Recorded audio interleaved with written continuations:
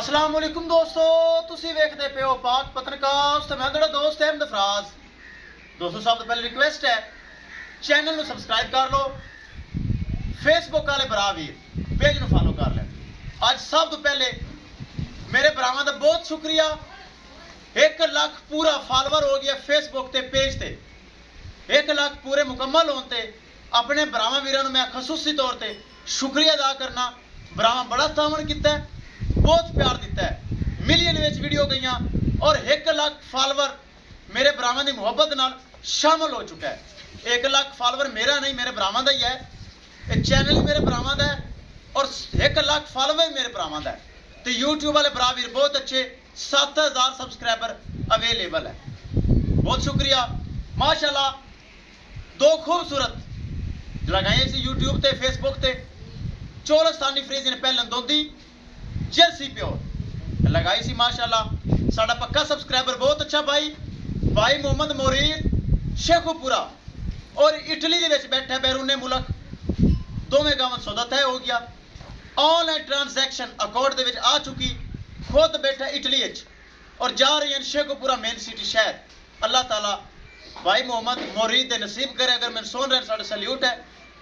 ए दोवें छड्डो महफूज तरीके नाल शेखुपुरा करो लो।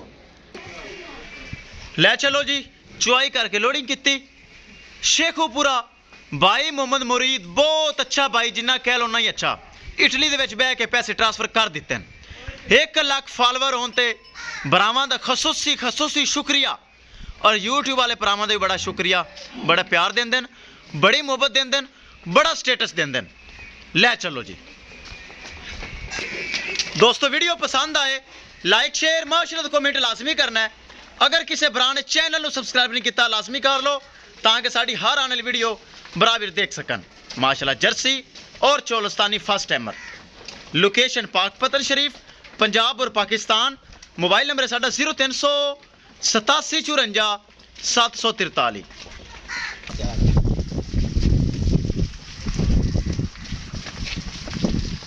माशाल्लाह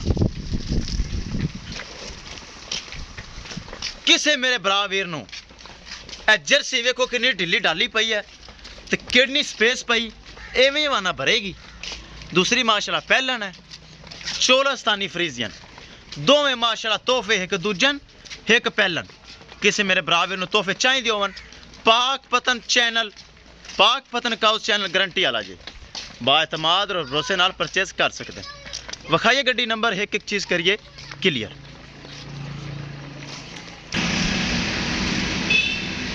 कर दो आफत जी लोड अल्लाह का नाम लैके दोवें तोहफे कर दो लोड।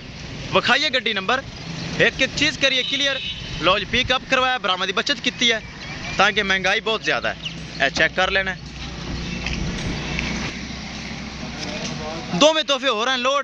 किसी मेरे भरा वीर नूं तोहफे चाहिए होने बाएतमाद भरोसे नाल परचेज कर सकता है। इंशाल्लाह दोस्तों मिलांगे एक नई वीडियो के नाल। अपने फराज दोस्त दी इजाज़त, अल्लाह ने के बाद।